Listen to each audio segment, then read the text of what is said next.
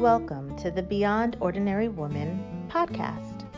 Every 2 weeks, we'll post a podcast version of one of our free training videos, but you can access them now at beyondordinarywomen.org. This episode or series includes downloadable information on our website, beyondordinarywomen.org. Go to Resources on the main menu and click on Podcast/Video Extras.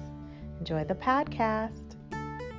Hi, I'm Kay Daigle of Beyond Ordinary Women's Ministries, and I'm here with Susie Hawkins and Kristen Pool once again. This is the third video in our series on step-by-step teaching process, and we have heard and watched Kristen present a devotional that was an example for us, and this is our video to debrief the devotional so that you can prepare yourself and understand how Kristen went through this process as she got ready to write this devotional. So, Kristen, it was great to be able to hear your devotional and watch you do it. Thank you so much for doing that for us. You're welcome. And as you know, we have a resource online that's called Preparing to Teach God's Word in a step-by-step way that is available for you to download.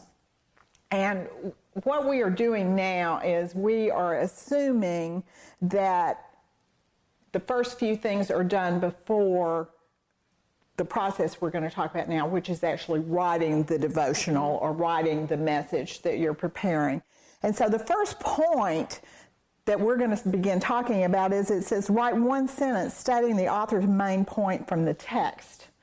And so what we're trying to do in a devotional or a message is to achieve a purpose of some kind from that main point of the text. And then the second point is write out the primary purpose of your message. It should do one of these: inform, prove, or apply the author's main point.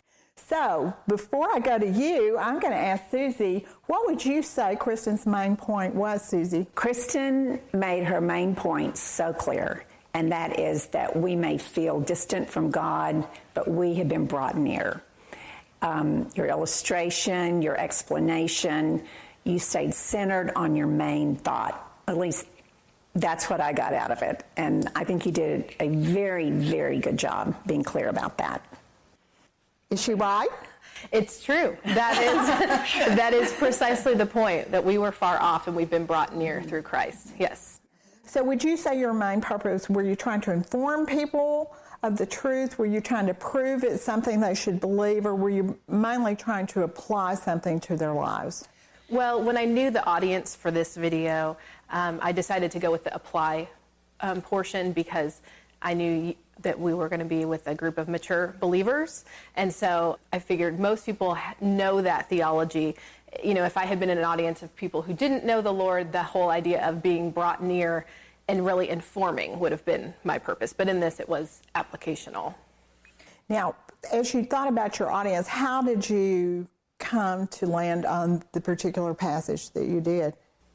It was mostly just my desire. I'm an encourager, and so it was mostly trying to think of something that would be a good refresher, but also encourage us in the moment, because the way we feel about God's nearness changes a lot, and so to be grounded in the reality of our position, I think, was something that I wanted to teach and explore. Well, you did a great job of that, and that is always so important, and we talked about that in our previous video, Know Your Audience, but just who the audience is. Right. And I think a really good thing that you did, Kristen, was take an emotion that anyone can relate to, no matter what age, no matter what culture. Everybody has felt distanced. Mm-hmm. If not from family and friends, then at some point from God. And I think that's always a safe place to go, identifying with some kind of emotion that you know everyone has experienced at one time or another. And that's a powerful tool to connect with your audience. That's a great point. Mm-hmm. Yeah, it really is. Well, the next thing that you do now, did you have an actual sentence? I did.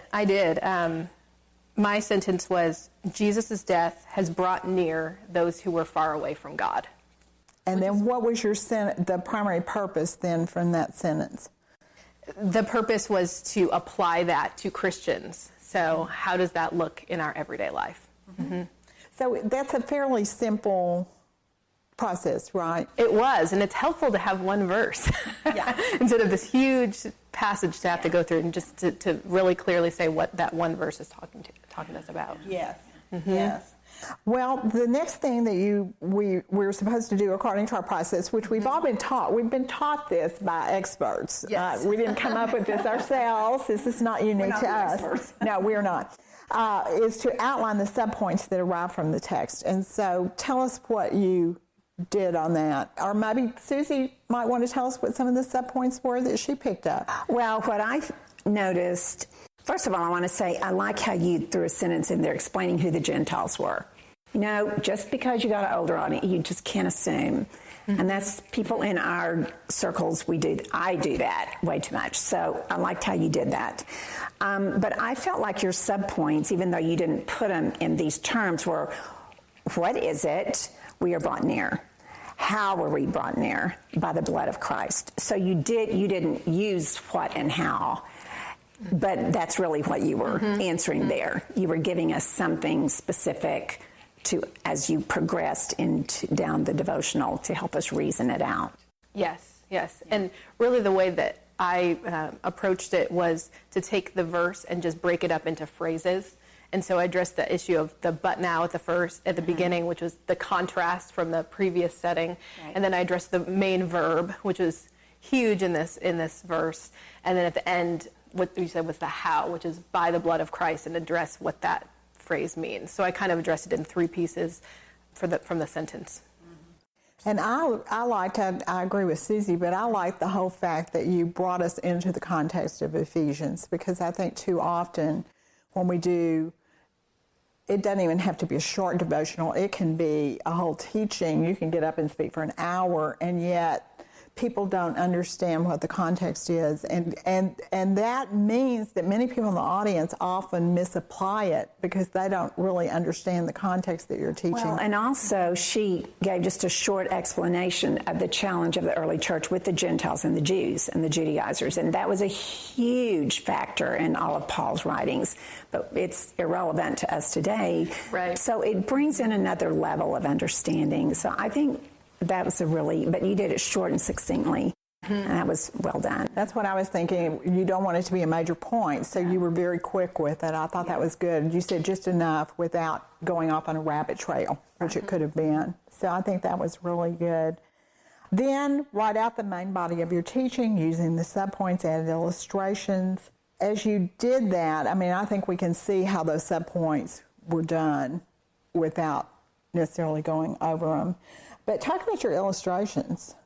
Well, I think Susie kind of hit on it. I wasn't necessarily starting from the idea of wanting to touch an emotion, but that came to me very quickly, that feeling of distance. And I think in this season, that because it's been 10 years, I've been thinking a lot about that, like 10 years and what God's done in this decade. And so that feeling a lot has come back to me. Wow, how alone and forlorn I felt at that time and how that's changed. And so I think the personal illustration came quickly because I had identified how it feels to be distant and far away. Mm-hmm.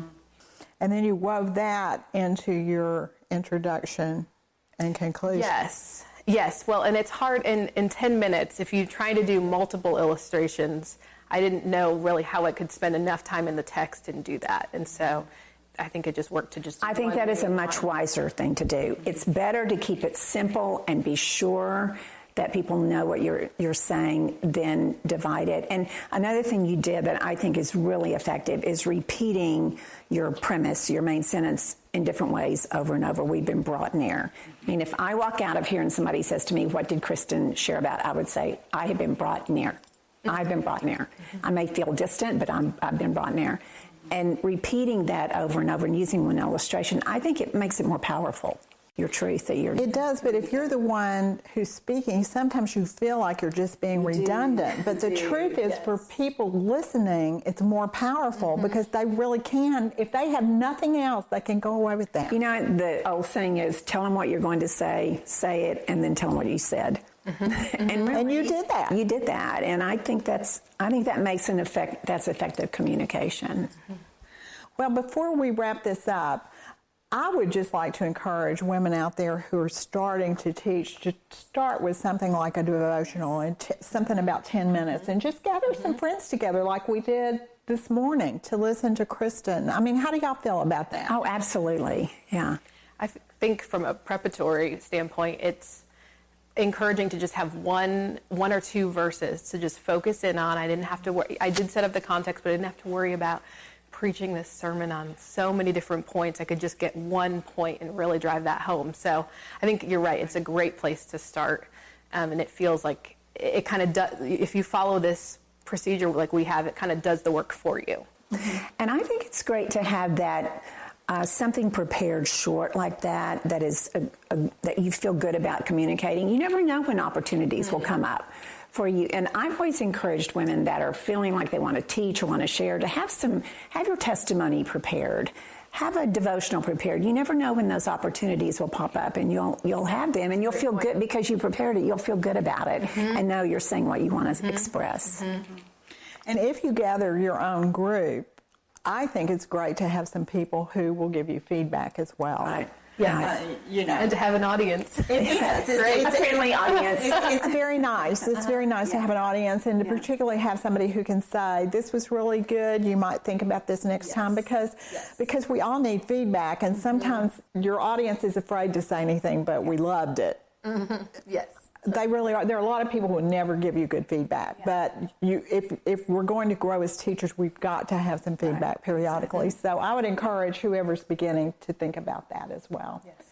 Well, we hope you will join us again for more. We will be doing more videos about teaching, and if you'll just check our website, beyondordinarywomen.org, you can keep up with us, sign up for the newsletter, because I always put the new videos in there each month as we do them. And I want to thank Susie and Kristen for joining us for this series on the step-by-step teaching process. And you can read their bios on our website as well.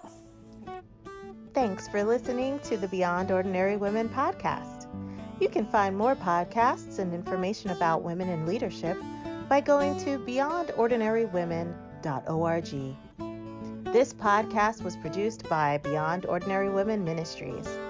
Our production team includes Evelyn Babcock, Kay Daigle, Kay Halligan, Deborah Herring, Sharifa Stevens, and John Sparks. Theme music, Back in Stride by Don Miller, used by courtesy of Christine Miller.